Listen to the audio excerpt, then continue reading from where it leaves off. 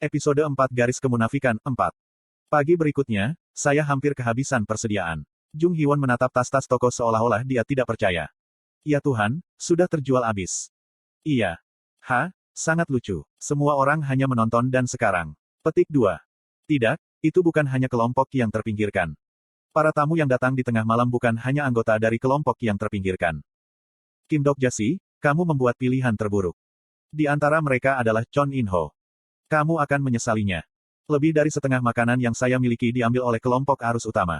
Tentu saja, mereka membayar jumlah yang tepat. Jung Hee-won marah setelah mendengar cerita itu. Tunggu sebentar, maka kelompok arus utama akan memonopoli makanan lagi. Petik 2. Sesuatu seperti itu. Tidak, apa ini? Bukankah Anda akan melemahkan kekuatan kelompok arus utama dengan mempromosikan transaksi di antara orang-orang? Petik 2. Itu adalah wawasan yang tak terduga. Saya menanggapi dengan sedikit kekaguman. Itu benar, itulah tujuannya. Saya ingin orang-orang bergerak secara sukarela. Petik 2. Lalu mengapa kamu menjual makanan ke kelompok arus utama? Situasinya tidak akan berubah. Petik 2. Itu telah berubah. Saya telah mendapatkan koin. Petik 2. Itu 1450 koin. Itu penghasilan besar untuk satu malam. Tidak, apa yang dipikirkan Dok-jae? Sang-si, bisakah kita benar-benar mempercayai pria ini? Petik 2. Yo sangat tersentak ketika perhatian tiba-tiba menoleh padanya tetapi kemudian dia tersenyum cerah. Aku percaya padanya. Itu memberatkan. Dok-jae, apakah kamu meninggalkan makanan yang cukup untuk dirimu sendiri? Tidak, aku menjualnya. Mulut Jung Hee-won ternganga seolah dia tercengang. Saat itu, seseorang menusuk pipiku. Aku menoleh dan menemukan biskuit. Anda ingin saya memakannya? Petik 2. Mengangguk-mengangguk. Kepala itu bergerak dengan imut. Aku tersenyum, mengambil biskuit dan memasukkannya ke mulut Lee Gil-yong. Saya baik-baik saja. Kamu memakannya. Aku harus memberitahumu sesuatu. Semuanya, apakah kamu masih memiliki makanan yang kamu makan kemarin? Petik 2. Ya, aku memilikinya. Aku masih punya sedikit. Mengapa? Apakah Anda ingin membelinya kembali? Saya akan menjualnya. Jung Hee-won melambaikan biskuit dengan cara yang menyenangkan. Tidak, kamu harus memakannya sekarang. Makan semuanya sebelum hari ini. Anda harus melakukannya. Saya berulang kali menekankan. Atau kamu akan menyesalinya. Kenapa? Tidak, tunggu sebentar. Sang-si, apa yang kamu lakukan sekarang? Mengapa kamu mendengarkannya? Petik 2. Ada alasan mengapa Dok-jae mengatakan ini. Yo sangat tersenyum manis dan membuka sekantong biskuit. Lee Hyun-sung bingung tetapi memakan makanannya. Sementara itu, Lee Gil-yong telah memakannya saat aku berbicara. Dia adalah pendengar yang baik. Baiklah, aku akan meninggalkan satu lagi. Aku tidak akan menghentikanmu. Aku mengangkat bahu mendengar kata-kata Jung Hee-won. Terserah padanya untuk menyesalinya. Saat makan siang, ada pengumuman besar dari kelompok arus utama. Chon In-ho berdiri di atas platform yang dikelilingi oleh orang-orang dan berkata, kami akan membatasi jatah makanan mulai hari ini. Alokasi adalah 3 biskuit per orang. Dan, orang-orang menjadi jengkel sebelum pidato selesai. Apa, 3 biskuit? Bagaimana kita bisa hidup dengan itu? Petik 2. Tepat sekali. Bukankah para pengintai mendapatkan lebih banyak makanan? Apakah Anda pikir kami tidak tahu? Petik 2. Meskipun dikutuk, Chon In-ho hanya tertawa dengan tenang. Kata-katamu bagus. Iya, para pengintai menerima lebih banyak ransum. Jika Anda ingin makanan, silakan mendaftar menjadi pencari bakat. Petik 2. Sangat sedikit orang yang kembali setelah mendaftar menjadi pengintai. Anggota grup Cheoldo adalah yang selalu kembali. Petik 2. Apakah kamu ingin kita mati sekarang? Chon In-ho bersikap acuh tak acuh meskipun ada reaksi kekerasan dari warga. Orang-orang itu hanya sial. Anda tahu bahwa itu sangat berbahaya di luar. Mengapa kamu tidak mendapatkan makanan sendiri jika kamu tidak puas? Petik 2. Itu. Orang-orang menutup mulut mereka dengan bodoh. Jika mereka pergi sekarang, mereka akan mati. Semua orang tahu ini. Chon In-ho belum selesai. Ada cara untuk mendapatkan makanan tanpa menjadi pengintai. Apa itu? Kesepakatan. Kami akan dengan senang hati menukar makanan dengan apapun yang kami nilai-nilainya. Setiap orang dapat memberikan sesuatu yang berbeda. Benarkan? Petik 2. Tatapan dingin Chon In-ho menyebabkan orang-orang bergetar. Sebagian besar orang yang datang kepada saya kemarin dan membeli makanan. Karakter, Chon In-ho, telah mengaktifkan Inchite level. Keterampilan 2. Awalnya, aku tidak akan melakukan ini. Tapi kemarin, Kim Dok-jae memberitahuku sesuatu yang baik. Itu benar semua orang. Apakah ada yang gratis di dunia? Jika Anda menginginkan makanan, Anda harus membuktikan nilai Anda. Begitulah adanya. Terima kasih sudah memberitahu saya sesuatu yang baik. Kim Dok-jae. Petik 2. Lihat ini. Pada saat ini, perhatian semua orang terfokus pada saya. Mata mereka sebagian besar dipenuhi dengan kebencian. Karena bajingan itu. Orang-orang ingin menjadi bodoh dan Chon In-ho memiliki keterampilan menghasut. Itu adalah keterampilan yang dimiliki sebagian besar pemimpin kelompok yang baik. Tapi dengan cara ini, permusuhan akan berbalik ke arahku lagi. Saya melihat bagian belakang Chon In-ho. Itu level yang lucu, setidaknya dibandingkan dengan orang-orang di stasiun Chungmuro dan Seoul.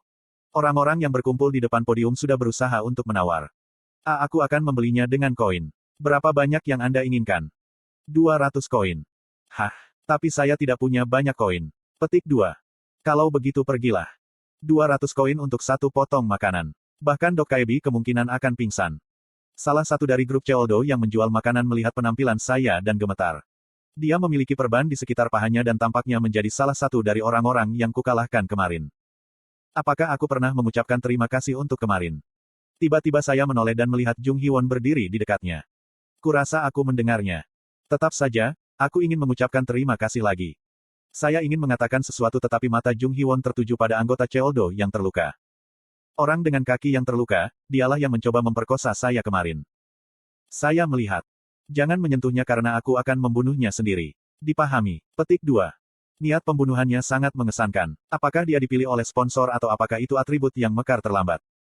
Keterampilan eksklusif, daftar karakter diaktifkan.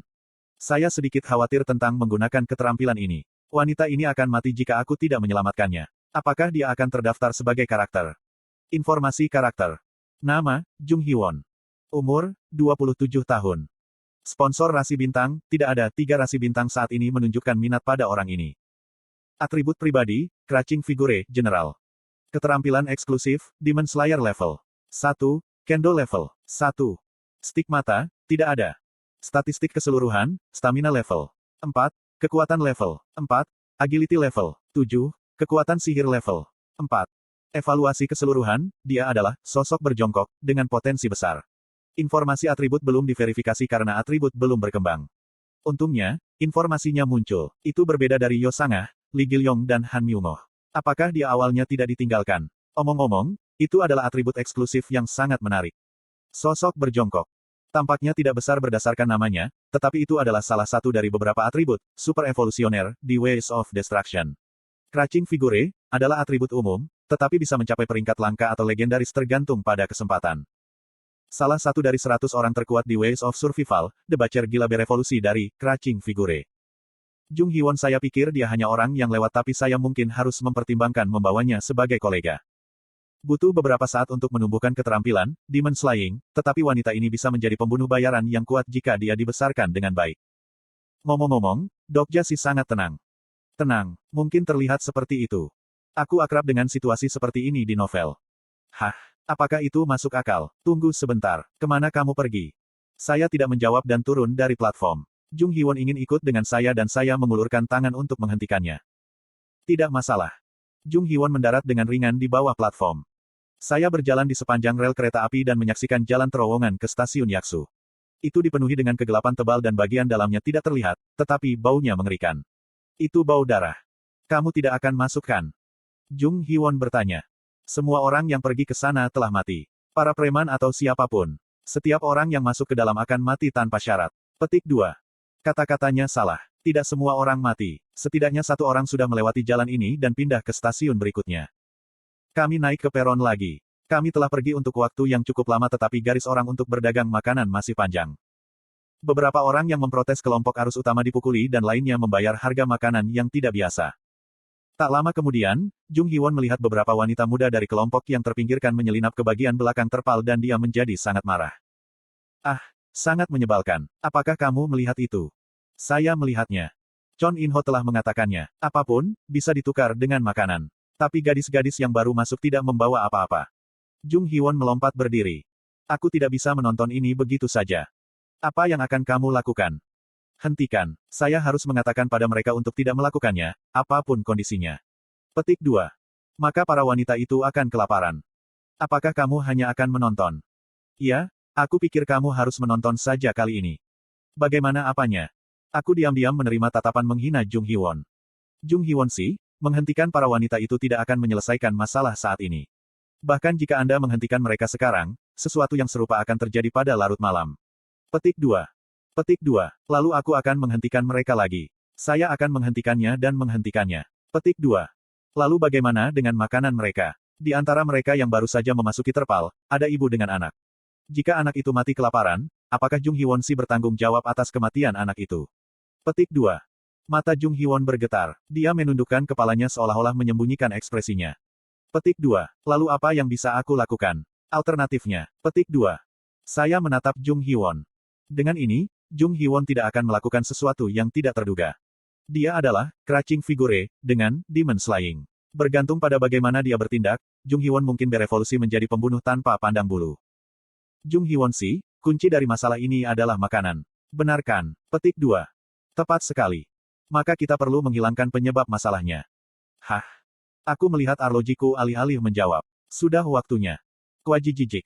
Ya, dia muncul. Udara membelah dan sosok yang akrab terungkap. Jeritan datang dari mana-mana. Mimpi buruk kemanusiaan yang membuka tragedi ini. B. Bagaimana kabarmu semua? Bukankah kamu sudah bebas untuk sementara waktu? Dok Kaebi.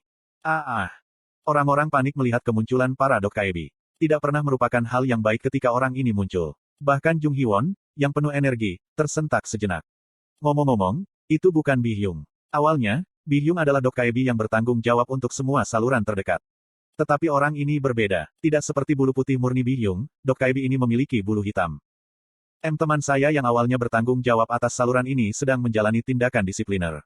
Jadi, saya bertanggung jawab untuk skenario ini. Nada malu-malu Dok Kaebi itu sangat berkesan. B. Lalu semuanya. J. Bukankah kamu terlihat sangat damai? I. Itu Bi Hyung, dia berpura-pura menjadi sombong hanya untuk mengatur tingkat kesulitan skenario ini. A. Apa yang kamu katakan? Beritahu kami apa yang Anda inginkan. Petik 2. Hahik, jangan marah. Semua orang. Ngomong-ngomong, aku datang untuk kalian. Untuk kita. T. Kalau begitu beri kami makanan. F. Makanan. Aha, kalau kamu mau makanan. Setelah kata-katanya berakhir, Dok Kaebi menggerakkan tangannya. Denda skenario telah ditambahkan. Mulai sekarang, persediaan makanan terbatas. Semua persediaan makanan yang ada telah menghilang. Apa? Orang-orang dengan makanan darurat berteriak. Entah itu dari kelompok arus utama atau kelompok yang terpinggirkan, semua yang disebut makanan melayang di udara. Hehehe, lalu semuanya, bisakah kamu harus memikirkan cara memecahkan skenario? Susuk. Makanan kaleng, biskuit, kalori, makanan darurat yang dikumpulkan oleh orang-orang dihancurkan dengan satu gerakan dari Dok Kaebi. Ekspresi orang menjadi suram ketika mereka melihat makanan menghilang. Kamu ingin makan, bagaimanapun, sampah bumi. Nada suaranya tiba-tiba berubah.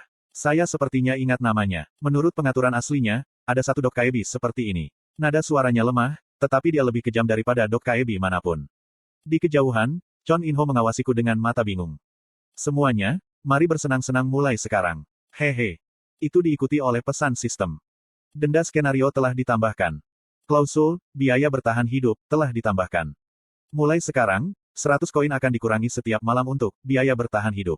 Jika kamu tidak bisa membayar biaya bertahan hidup, kamu akan mati. Hukuman, biaya bertahan hidup, akan dipertahankan sampai skenario utama kedua dihapus.